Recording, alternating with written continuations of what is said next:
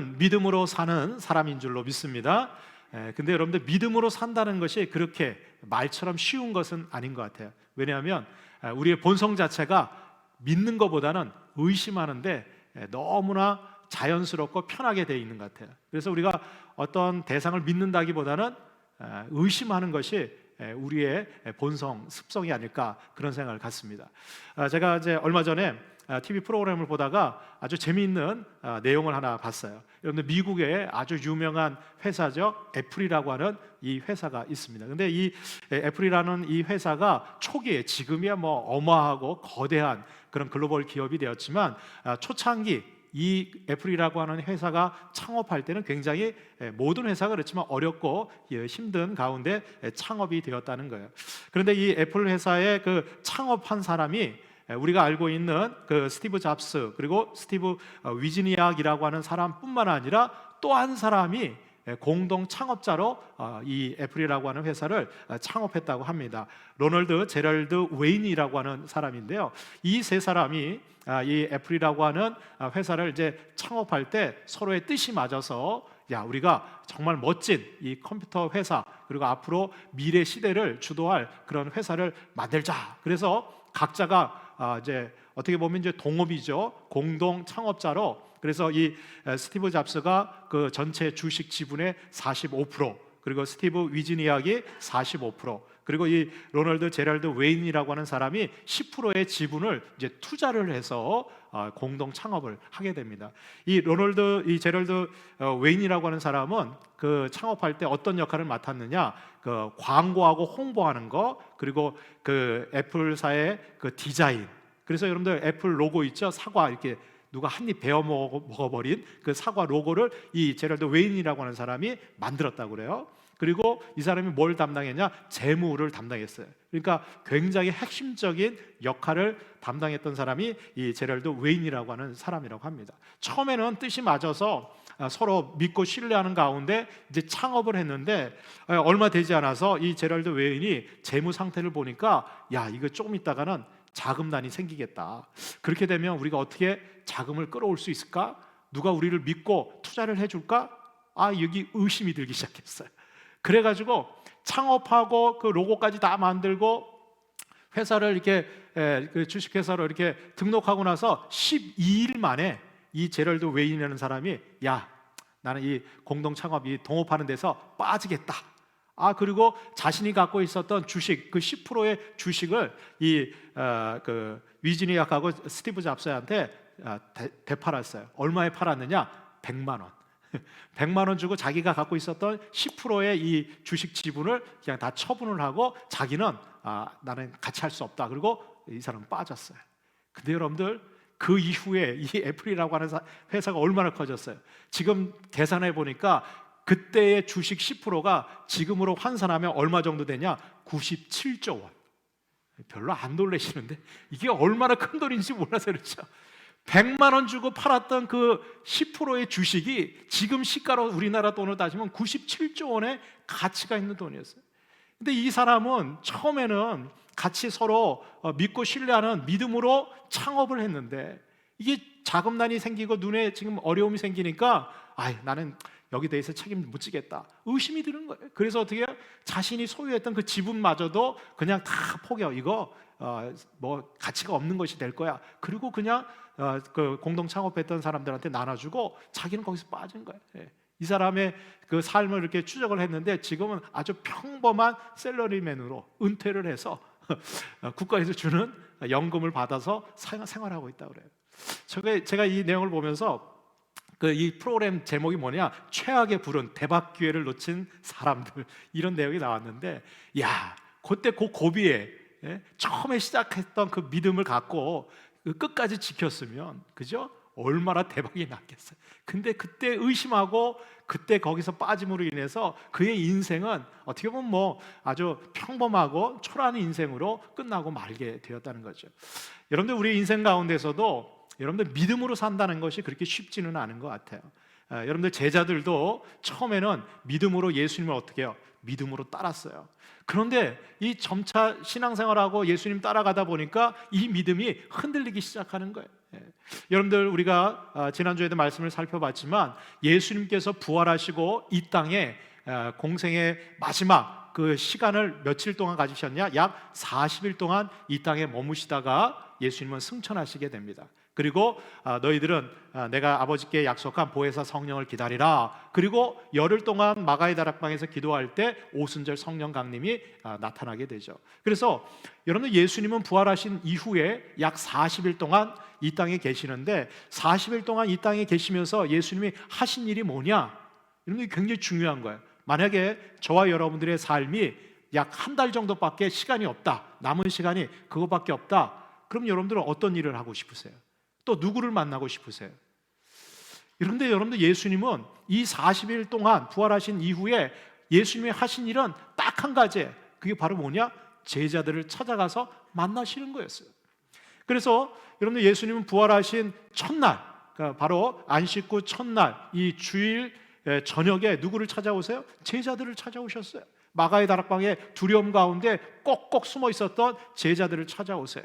그리고 오늘 본문 말씀에 보면 이 여드레 약 8일이 지나고 나서 또다시 예수님이 제자들을 찾아오세요. 왜 예수님은 부활하신 몸으로 어떻게 보면 그 남아있는 시간 약 한 달 40일밖에 되지 않은 그 시간 동안 왜 계속해서 제자들을 찾아가셨을까? 그 이유는 딱 한 가지예요.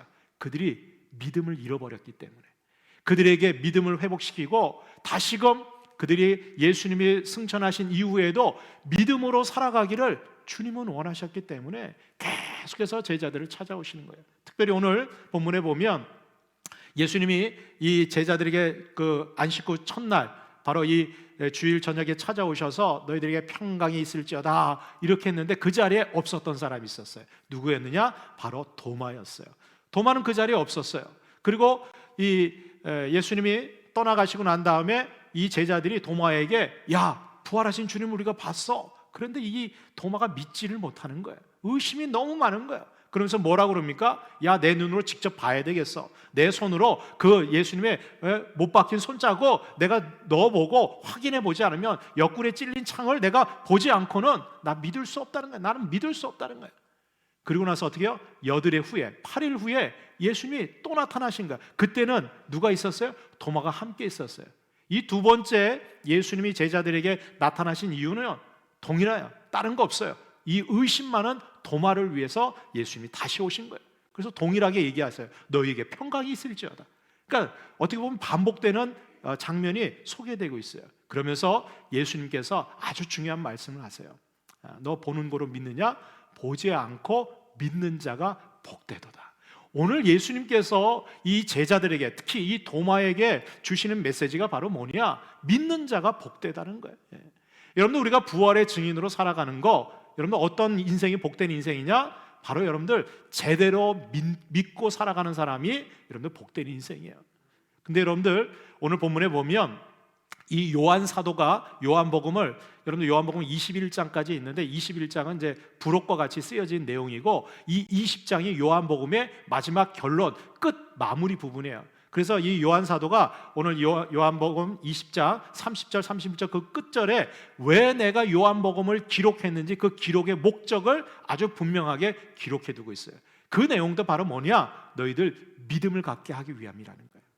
자, 그렇다면 이 요한 사도가 이 요한복음을 통해서 우리에게 기록한 목적, 그리고 예수님이 부활하신 몸으로 제자들에게 나타나서 그들에게 믿음으로 사는 것, 정말 믿는 자가 복되다라고 얘기하셨을 때 우리가 어떠한 믿음을 갖고 살아가는 것이 복된 믿음이냐 말이죠.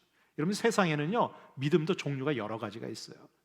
세상에 뭐 헛된 믿음도 있고요, 사람을 믿는 믿음도 있고, 그리고 정말 믿지 말아야 될 것을 믿는 사람들도 많이 있다는 거예요.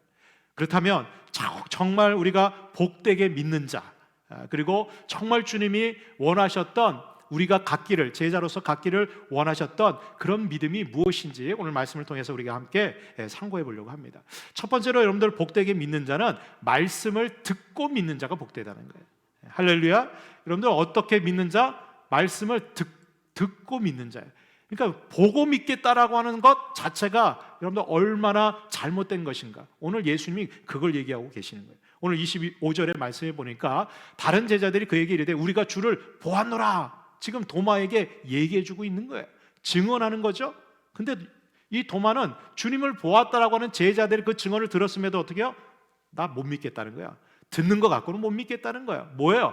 봐야지 믿겠다는 거예요. 뭘 봐야 되겠다는 거야? 내가 그의 손에 못자국을 보며 내 손가락을 그 못자국에 넣으며 내 손을 그 옆구리에 넣어보지 않고는 믿지 아니하겠노라. 그러니까 여러분들 이 도마의 믿음은 어떤 믿음이다? 봐야지 믿게 되는 믿음이라는 거예요. 근데 여러분들 이 말에는 어폐가 있어요. 여러분들 우리가 본다고 다 믿을 수 있어요? 아니에요. 여러분들 우리는 보면 믿을 것 같죠? 알면 믿을 것 같죠? 아니요. 아무리 보여줘도 여러분들 이렇게 보면 믿겠다라고 하는 사람은 아무리 보여줘도 못 믿어요. 왜? 이미 그의 마음속에 믿지 않겠다라고 하는 그런 생각이 있기 때문에, 마음이 있기 때문에 아무리 사실을 보여줘도요 못 믿는 거예요. 정말 여러분들 우리가 하나님의 영광을 보게 되는 것은 먼저 믿을 때 보게 되는 거예요. 여러분들 보면 믿는 게 아니라 믿으면 보게 되는 거예요. 여러분들 요한복음 11장에 보면 나사로가 죽고 나서 나흘이나 되었어요. 예수님께서 그 나사로를 살리러 오셨어요. 그리고 마르다하고 마리아를 만나요. 이 마르다가 예수님 우리랑 함께 계셨으면 우리 오빠가 이렇게 죽지는 않았을 텐데, 근데 이제 지금은 죽어서 끝났다는 거예요. 근데 예수님이 뭐라 그래요? 아니다, 너 오빠 살아날 거다는 거예요. 그러니까 이 마르다가 그래도 믿음은 있어요. 뭐 어떤 믿음이냐? 나중에 주님 재림하실 때 그때는 다시 부활할 것을 믿습니다. 그랬더니 아니라는 거예요. 예수님은 어떻게 해요? 지금 살아난다는 거예요. 지금. 근데 여러분들 이 마르다가 뭐라고 얘기해요? 야, 예수님께서 야 돌을 옮겨 놓으라 그랬더니 그 죽은 자의 누이 마르다가 주여 죽은 지가 나흘이 되었으면 벌써 냄새가 나나이다. 그러니까 여러분들 이 말을 가만히 보세요. 지금 마르다는 뭘 보고 있는 거야? 죽은 나사로의 무덤을 보고 있는 거야. 자기 지금 눈에 보이는 거는 죽음밖에 없는 거야. 그런데 무슨 믿음이 생기겠어요? 여러분들 죽은 무덤을 바라보는 사람이 그 나사로가 살아나올 것 그런 믿음이 생겨요? 안 생겨요. 여러분들 사람 눈이 우리가 눈으로 보는 것은요 우리를 다 절망시키고 낙심시키는 것이지 우리에게 믿음 생기는 거 그거 보여주는 게 아니야. 여러분 보세요. 요즘 일어나고 있는 우리 주변에 있는 상황들을 보세요. 코로나19로 인해서 우리에게 보여지는 거 정말 믿음이 생겨납니까? 여러분들 그런 상황을 보면서 정말 소망이 생겨나요? 아니요. 야, 경제는 어떻게 될까? 우리 직장은 앞으로 어떻게 될까? 야, 이 코로나보다도 더 강력한 바이러스가 생긴다고 하는데 올 겨울에, 올 가을에는 더 큰 바이러스가 생긴다는데 어떻게 되지? 여러분들 믿음이 생기는 게 아니에요. 우리가 보여지는 것은요 우리의 믿음을 떨어뜨리게 하는 거예요. 우리의 믿음을 뺏어가는 거예요. 그러니까 여러분들 보면 믿겠다라는 것 자체가 여러분들 잘못된 거예요. 근데 예수님이 뭐라고 그러세요? 내 말이 내가 믿으면 하나님의 영광을 보리라. 할렐루야. 믿으면 보게 되는 거예요. 뭘? 하나님의 영광을 보게 되는 거예요. 그러니까 믿음은요 바라는 것들이 실상이에요. 아직 보이지 않는 것들이 어떻게 증거가 된다는 거예요. 여러분들 그 믿음을 가져야 돼요. 이 믿음을 어떻게 가져요? 봐서 믿는 거예요? 아니요. 하나님의 말씀을 들을 때 그 말씀을 듣고 어떻게 해요? 우리가 믿을 때 어떻게 해요? 보여지게 되는 거예요. 여러분 이게 중요한 거예요. 그래서 지금 도마는 예수님 내가 직접 봐야지 믿겠다는 거예요. 이 말은요 안 믿겠다는 거예요. 그래서 어떻게 해요? 예수님이 여드레 만에 또 나타나시는 거예요. 그러면서 어떻게 다짜고짜 도마에게 얘기하는 거예요. 야, 너 와서 내 옆구리, 내 손 보아라. 이렇게 보라. 여러분들 주님께서 우리에게 보여주기 전에 여러분들 하나님의 말씀을 듣고 믿을 수 있기를 주님의 이름으로 축복합니다. 지난주 21일인가요? 제가 뉴스에 보면서 굉장히 감동적인 영상을 하나 봤어요. 이게 뭐냐? 그 부산 그 소방서 거기에 이렇게 찍힌 영상인데요. 그 21일 날 그 아침에 아주 다급한 전화가 119에 전화가 왔어요. 그 전화 내용인즉슨 그 딸인 것 같은데 자기 아버님이 90세가 되셨는데 차 안에서 갑자기 정신을 잃고 쓰러지신 거예요. 그리고 호흡도 멈추고 너무 당황이 돼가지고 119에 전화를 했어요. 그랬더니 119에서 그 전화 받은 사람이 소방정이라고 그러더라고요. 그 사람이 탁 통화를 하면서 그거를 영상 통화로 바꾸라고. 내가 지금 환자의 상태를 봐야 되니까 그래서 영상통화로 바꿔서 딱 보여주는 거예요. 근데 그 딸이 볼 때는 그 아버지가 지금 90세가 되신 그 할아버지죠. 그 아버님이 정신을 잃고 쓰러지셔가지고 고개를 푹 숙이고 있는데 어떻게 할 줄을 모르는 거예요. 지금 심장이 멈추고 말이죠, 호흡이 멈추고 이렇게 있는데 봐도 여러분들 우리가 그 상황을 해결할 수 있는 능력이 없어요. 이 딸이 어떻게 할 줄을 몰라서 막 당황하고 다급해가지고 막 그 어떻게 하냐고 빨리 소방차 구급차 보내달라 그러니까 구급차는 갔는데 도착할 때까지 시간이 좀 걸린다는 거예요. 그리고 이 소방장이 가만히 그 영상으로 이렇게 그 환자의 얼굴을 보니까 이미 청색증이 생기고요, 호흡은 멈춰 있고 이게 급한 거야. 그래서 어떻게 하냐, 고개를 젖히고 환자를 밖으로 끌어낼 수 있냐니까 뭐 덩치가 크시고 그러니까 못 끌어내니까 의자를 완전히 눕혔어요. 그리고 이제 가슴을 이렇게 열어서 상태를 보니까 호흡이 멈추신 거예요. 그러니까 급한 거예요. 진짜 1초가 급한데. 그래서 급하니까 그 구급차 올 때까지 심폐소생술을 해야 됩니다. 근데 이 딸이 심폐소생술을 해봤어야지. 할 줄을 모르는 거예요. 그랬더니 이 소방장이 내가 지시하는 대로 내 말을 잘 듣고 그대로 따라하시면 됩니다. 그랬더니 그럼 어떻게 할까요? 그때 이것을 벗기고 말이죠, 눕히고 난 다음에 이 목도 젖혀서 기도를 확보하고 그다음에 그 위에 가슴에다 손을 내고 크게 이제 하나 둘 그 순서에 따라서 압박을 하라고 하는 거예요. 근데 그 얘기를 듣고 어떻게 해요? 이 할 줄도 모르는 사람이 그 얘기 듣고 따라했는데 금방 호흡이 들어오고 정신이 들어서 깨어난 거예요. 그리고 이제 조금 있다가 이제 구급차가 와가지고 구급차에 타서 이제 병원에 가서 진찰을 했는데 며칠 만에 퇴원을 했어요. 제가 그거 보면서 야, 그 순간에 그 딸이 얼마나 다급했을까. 그런데 여러분들 그 딸은 그 아버지가 지금 숨이 멈추고 지금 심폐소생술을 해야지만 되는 거 알면서도 눈에 봐도 할 수 있는 능력이 없는 거예요. 근데 여러분들 그 소방정원이 어떻게 해요? 딱 휴대폰을 영상으로 딱 보니까 어떻게 조치해야 될지 다 아시는 거예요. 그러니까 어떻게 해요? 그 통화로 다 지시해 주는 대로 그대로 그냥 듣고 어떻게 따라서 하니까 살아나는 거예요. 제가 그거 보면서 야, 우리 하나님이 우리 삶을 이렇게 지켜보고 계시지 않나. 우리는 우리의 삶에 어려움이 생기고 우리가 지금 죽어가는 거 봐도 해결할 수 있는 능력이 우리에게는 없지만 우리가 하나님 앞에, 여러분들 제가 영상통화가 기도라는 생각이 들다. 기도하면 하나님께서 우리 다 지켜보시고 야, 이건 이렇게 해결하면 돼. 그리고 어떻게 해요? 그냥 우리에게 그 해결 방법을 가르쳐 주실 때 우리는 어떻게 해요? 믿고 그냥 들려지는 대로 하나님 말씀하시는 대로 여러분들 믿고 순종만 하면, 따르면 여러분들 죽은 자도 살아나는 거예요. 그게 우리의 능력입니까? 아니에요.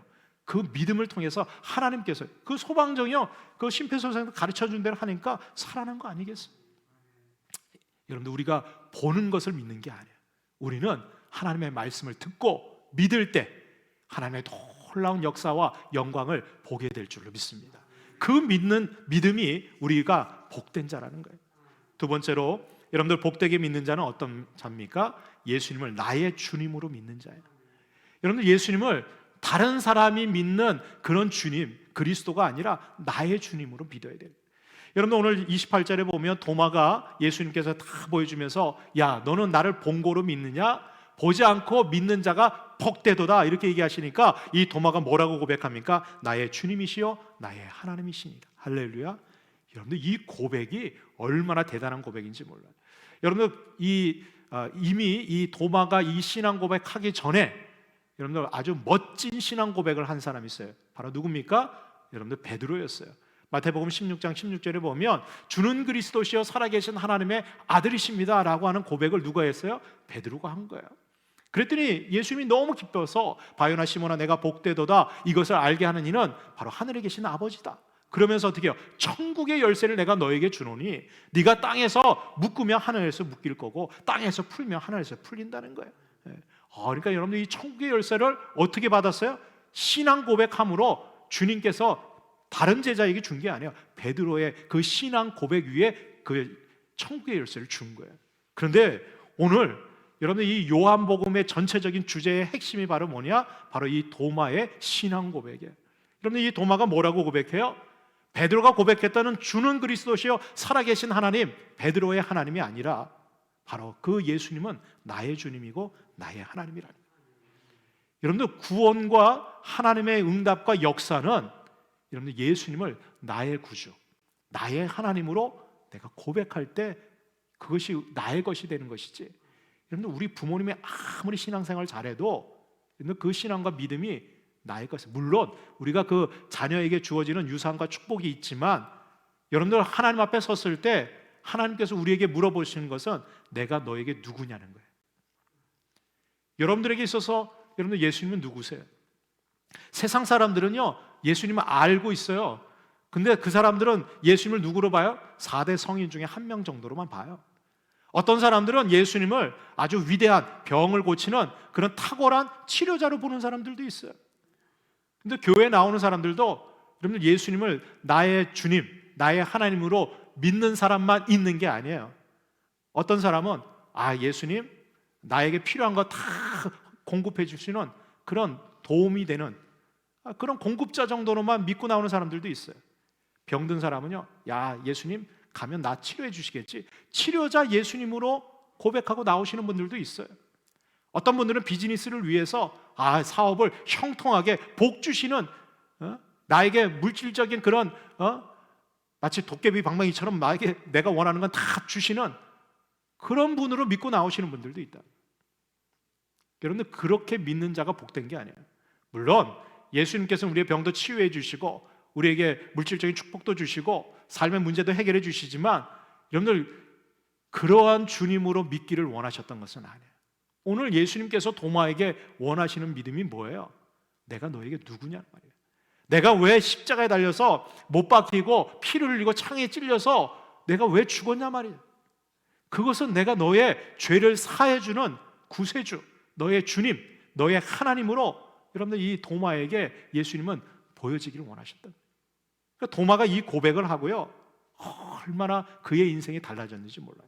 여러분들 요한복음 20장 31절에 보면 사도 요한도 이렇게 요한복음을 기록한 목적을 아주 분명하게 소개하고 있어요. 오직 이것을 기록함은 너희로 예수께서 하나님의 아들 그리스도이심을 믿게 하려 함이라. 할렐루야. 왜 요한복음을 기록했냐? 왜 성경을 기록했느냐 말이죠. 그 이유는 예수님께서 행하신 일들이 여기 기록된 거 말고도 엄청 많아요. 그러니까 여러분들 예수님께서 행하신 기적과 치유와 놀라운 역사들 여러분들 정말 엄청 많아요. 그래서 성경에 기록되지 않은 내용들도 많아요. 근데 왜 이것만 기록했냐 말이죠. 왜? 이 말씀을 통해서 예수님이 그리스도라는 사실, 하나님의 아들이라는 사실을 어떻게 해요? 믿게 하기 위해서 이렇게 기록했다는 거예요. 근데 여러분들 성경을 아무리 읽어도 예수님을 나의 주님, 나의 하나님으로 믿지 못한다면 그런 성경을 잘못 읽은 거예요. 설교를 아무리 들어도요 저렇게 하면 내가 사업 잘 되고 성공하고 형통하고 잘 되고, 여러분들 그거 성경 설교 잘못 들은 거예요. 그리고 그렇게 설교하면 안 돼요. 우리가 여러분 하나님의 말씀을 통해서 알고 믿어야 될 것은 예수님이 바로 나의 주님이라는 거예요. 나의 하나님이라는 거예요. 여러분들 도마가 이 믿음의 고백, 이 신앙 고백을 하고 이 도마의 인생은 달라지기 시작합니다. 예수님께서 약속한 성령을 받고 이 도마는 주님께서 땅끝까지 이르러 내 증인이 되라. 너희들이 예루살렘과 온 유대와 사마리아와 땅끝까지 이르러 내 증인이 되라. 그리고 너희는 가서 모든 민족으로 제자를 삼아 아버지 아들과 성령의 이름으로 세례를 주고 내가 너희들에게 분부한 모든 것을 가르쳐 지키게 하라. 이 말씀은 어떻게 해요? 이 도마가 그냥 확 마음에 새겨진 거예요. 왜? 이제 예수님이 나의 주님이고 나의 하나님인데 그는 전혀 아까운 게 없어요. 여러분들 이 도마가 어디까지 전도하러 간 줄 아세요? 자기 예루살렘 북동쪽으로 해서요 바벨론 페르시아를 지나가지고 말이죠 인도까지 와서, 그리고 전승에 의하면 이 인도에서 중국까지 서경이라고 하는 학문을 통해서, 이게 서양 학문이잖아요. 그거를 갖다 중국까지 전달해서 여러분들 통일신라 시대 때 이거는 검증은 되지 않은 거예요. 통일신라 시대에 이 한국까지 왔다는 설이 있어요. 설. 이건 증거는 없어요. 왜 그러냐? 여러분들 저기 경주에 거기 가면 통일신라 시대 때 그 탑 그거를 파헤칠 때 거기 보면 도마의 십자가가 발견이 됐어요. 근데 이건 뭐 여러 가지 논란이 있기 때문에 제가 근거는 안 하지만 여하튼 인도까지 와가지고 복음을 증거한 것은 사실로 증명돼요. 왜? 여러분들 이 도마가 지금도 인도에 가보면 도마 기념교회가 있고요. 거기 도마가 이 순교한 그 모습들이 거기에 쓰여져 있는데 이 도마가요 그 원주민들하고 인도까지 와서 복음을 증거할 때 그 많은 원주민들이 핍박에 있었지만 이 도마는 전혀 흔들림이 없었어요. 왜? 예수님이 나의 주님, 나의 하나님이기 때문에 내가 받는 이 핍박 고난은 주님께서 이미 십자가에서 달리셨던 그 고난과 그 죽으심, 그 은혜로 내가 구원받았기 때문에 자신은 그 고난과 그 아픔이 전혀 문제가 되지 않았어요. 여러분들 나중에 이 도마가 예수님과 비슷하게 온 몸에 창에 찔려서 죽게 됩니다.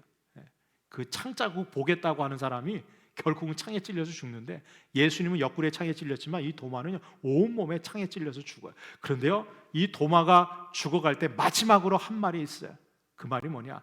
예수는 나의 주님이시요 예수는 나의 하나님이시다. 그래서 여러분들 인도의 그 도마 순교 교회 가보면 그 이 도마의 신앙 고백이 거기에 다 기록되어져 있어요. 그리고 그 도마의 그 죽은 그 시신의 모습이 정말 예수님이 손에 못 박히고 옆구리 창 자국이 있는 것처럼 온몸에 창에 찔린 자국들이 이렇게 쫙 표시가 돼 있어요. 여러분, 이 도마가 그 순교의 자리까지 가면서 그가 잊지 않고 담대하게 그 순교의 자리에 설 수 있었던 것, 그것은 이 도마에게 예수님이 나의 주님, 나의 하나님이셨기 때문에 그것이 가능했다는 거예요. 여러분들, 오늘도 여러분들 예수님이 다른 사람이 믿는, 누가 뭐라고 하든 그 주님이 나의 주님, 나의 하나님으로 믿을 수 있기를 주님의 이름으로 축복합니다. 마지막 세 번째로, 여러분들 복되게 믿는 자는 바로 예수의 이름을 믿는 자가 복된 믿음이라는 거예요. 여러분들, 다른 이름이 아니라 예수 그리스도, 바로 이 예수의 이름이 우리에게 믿음의 대상이 되어야 된다. 여러분, 오늘 31절 말씀에 보면 사도 요한이 오직 이것을 기록한 것은 너희로 예수께서 하나님의 아들 그리스도이심을 믿게 하려 하며 또 너희로 믿고 그 이름을 힘입어 생명을 얻게 하려 함이라. 할렐루야. 여러분들, 우리가 예수님을 믿음으로 영접할 때 우리에게 얻어지는 게 있어요. 그게 바로 영원한 생명이에요. 근데 여러분들, 이 영원한 생명은 누구를 통해서만 주어져요? 예수의 이름을 통해서만 주어지게 된다. 이게 너무너무 중요한 거예요. 예수님 이름 외에는 우리가 영원한 생명을 얻을 만한 다른 이름을 우리에게 주신 적이 없어요. 여러분들, 예수님의 이름에는 능력이 있어요. 여러분들, 예수님의 이름에는 생명이 있어요. 여러분, 요즘 절망하고 죽음 가갖고 정말 포기하고 싶을 때 다른 거 없어요. 여러분들, 예수님의 이름을 불러보세요. 여러분들, 예수님의 이름을 부르고 기도해 보세요. 여러분들, 그 이름 가운데 능력이 나타나요. 여러분들, 그 이름을 부르는 자는 살아나게 될 줄로 믿습니다.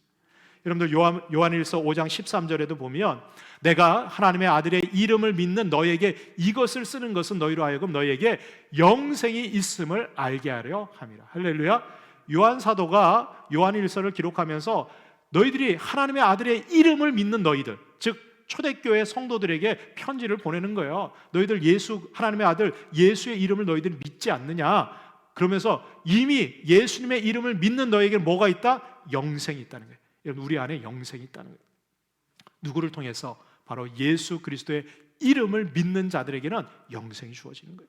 그래서 여러분들, 다른 어떤 이름하고 비교할 수 없는 이름이 바로 예수라고 하는 이름이에요. 지난주 금요일 날 우리 원데이 다니엘 기도회가 있었습니다. 이번에 강사로 그 글로벌 SQ 그 소장으로 섬기시는 김진호 소장님이 이번에 간증자 그리고 말씀을 증거해 주셨는데요. 저희 교회에서도 이 SQ 그 세미나를 통해서 저희들이 그 김진호 소장님하고 같이 공부도 하고 훈련을 받았는데, 이 SQ 글로벌 연구소에서 지금 만든 이 에몰리 전도 이 방법이요, 지금 전 세계적으로 굉장히 큰 영향력을 일으키고 있어요. 저는 이제 우리 교회에서도 이 에몰리 전도 이 방법을 통해서 우리가 현 시대 또 젊은 세대들, 이 학생들한테 아주 강력한 그런 전도의 도구가 될 수 있는데, 제가 이제 그 공부하면서 그 김진호 소장님하고 이렇게 얘기 나누면서 이분이 그런 간증을 해요. 이번 말씀에도 잠깐 나왔지만 원래 이분은요 육군사관학교 출신입니다. 대단하죠. 여러분들, 육군사관학교에 입학할 때 이 김진호 소장님이 두 개의 목표를 가졌다는 거예요. 하나는 내가 사관 생도로서 생도 생활을 아주 열심히 해서 탁월한 그런 군인이 돼야 되겠다, 이런 생각을 가졌고, 또 하나는 내가 이제 육군사관학교에 입학하게 되면 신앙생활 한번 제대로 해보자, 열심히 해서 정말 살아계신 하나님을 내가 경험하고 체험해야 되겠다, 이런 두 가지 목표를 갖고 육군사관학교에 입학을 하게 된 거예요. 근데 그 생도생활하면서 신앙생활하는데 별로 이렇게 신앙생활에 이렇게 기쁨이나 즐거움이 없는 거예요. 그래서 그냥 생도생활이나 열심히 해야 되겠다 이러다가 생도 4학년 때 우연하게 같이 그 생도생활하는 그 친구 중에 한 명이 야, 나랑 성경 공부할래? 그래서 그 자기가 다짐했던 생각이 떠오른 거예요. 입학할 때 내가 이 사관학교 지낼 때 신앙생활을 좀 열심히 해보기로 했는데 내가 이제 벌써 4학년이니까 이제 마지막으로 한번 성경 공부에 한번 열심히 해봐야 되겠다. 그리고 그 성경 공부 모임에 간 거예요. 그런데 그 성경 공부 모임에 가가지고 어떻게 해요? 이단에 빠진 거예요. 왜 이단에 빠졌느냐? 그 성경 공부하면서 그 성경 공부에서 정말 우리를 구원해 줄 구원자에 대해서 설명을 하는데 그게 바로 뭐냐? 예수님은 새벽별이라는 거예요. 계명성이 떠올라서 말이죠. 근데 그 예수님은 새벽별 계명성을 갖다 영어로 뭐라고 그러냐? Jesus Morning Star. 그래서 그 앞자를 따서 뭐라고 그래요? JMS. 그래서 JMS가 새벽별로 떠오르시를 예수 그리스도라는 거야. 그러면서 그 JMS를 소개해 준 거야. 그 이단의 교주에. 그래서 이 김진호 소장님이 성경을 통해서 재림주 구세주가 자기가 그 따라갔던 그 JMS 이단의 교주가 이 재림주라고 믿게 된 거예요. 성경을 통해서요. 다른 이름을 믿은 거예요. 지금 예수님이 아니라 예수님이 아닌 교주의 이름을 구원자로 믿은 거야. 얼마나 확실히 믿었는지, 그리고 얼마나 거기에 충성하고 열심을 했는지. 제가 얘기 들어보니까요, 그 JMS 이단 단체에서 2인자가 됐어요. 2인자. 왜냐하면 교주가 JMS 예수님 역할이잖아요. 여러분들 예수님 다음으로 성경에서 위대한 인물이 누구예요? 바울 아니겠어요? 바울? 이분이 김진호, 이름이 김진호인데요, 그 교주가 자기 이름을 바꿔줬어요. 뭐라고 바꿔줬냐? 정바울. 왜냐면 교주하고 같은 성이에요. 성까지 바꾸고 이름은 바울로 해주고, 그러니까 2인자로 인정해주고. 왜? 이 김진호 소장님이 얼마나 전도를 열심히 했는지, 육군 사관까지 자기 동기들부터 시작해가지고 그 장성급 군인들 다 자기가 전도해가지고 그 JMS로 다 데려간 거예요. 그리고 전도를 갖다가 학생들을 갖다가 말이죠, 교육시키고 가르쳐가지고 이 젊은 대학생들, 청년들이요, 어마무시하게 그냥 그 이단 단체에 쏠려 들어간 거예요. 무려 20년 동안. 여러분들 자기 청춘을 갖다가 다 거기다 쏟아부은 거예요. 왜? 그 JMS가 재림주 예수라고 믿었어. 그 사람에게 영생이 있고 구원이 있다고 믿은 거예요. 그 이름을 믿은 거예요. 그 JMS를. 그런데 20년 지나고 나서 그 교주가 말이죠, 성폭행에 뭐 온갖 그 도망자로 도망다니면서 멘붕이 온 거예요. 이게 뭔가? 그때서야 정신을 차린 거예요. 그리고 이 교주가 재림주가 아니라 성경에서 말하는 그 재림주는 이 교주가 아니라는 걸 깨닫고 거기서 나온 거예요. 얼마나 많은 핍박과 어려움이 있었는지. 근데 그 이단 단체에서 나와 보니까 자기 삶은요, 완전히 다 황폐하게 된 거예요. 전혀 살아갈 소망이 없는 거예요. 이제 그 군 생활했던 것들 다 그만뒀고, 그분 얘기로는 한 6개월만 있으면 평생 연금을 받을 수 있는데 그것까지 다 포기하고 나왔다는 거예요. 그냥 거기에 그냥 헌신하니라고. 그러니까 나와 보니까 아무것도 없는 거예요. 자기 앞으로 어떻게 살아가야 될까 막막한 거예요. 그래서 자기의 인생을 포기하려고 마음 먹었을 때, 야, 내가 성경을 통해서 다시 한번 내 믿음을 한번 확인해 봐야 되겠다. 그래서 성경을 통해서 그 목사님하고 성경 공부하면서 제대로 이제 발견하게 된 거예요. 오직 성경에서 말하는 구원자는 예수 그리스도, 이 이름 외에는 없다는 것을 확신하게 된 거예요. 그리고 자기가 얼마나 잘못된 이름을 의지하고 따랐는지 후회되는 거예요. 그런데 놀라운 사실은 바로 예수 그리스도, 그 이름이 나의 구원자, 그리고 이 이름이 나를 살려주실 거고, 이미 나에게는 영생을 주셨고, 그리고 내 인생, 주님께서, 내 인생의 주인 되시는 주님께서 내 인생을 반드시 축복해 주실 것이라고 하는 믿음이 생긴 거예요. 여러분, 그 이름을 믿으니까요, 믿음이 확 생기는 거예요. 어떤 믿음이 생겼냐? 내 인생 하나님 복 주시리라, 반드시 내가 너를 축복하리라. 이 찬양이요, 주님의 음성으로 들려지기 시작합니다. 그 찬양을 얼마나 불렀는지 몰라요.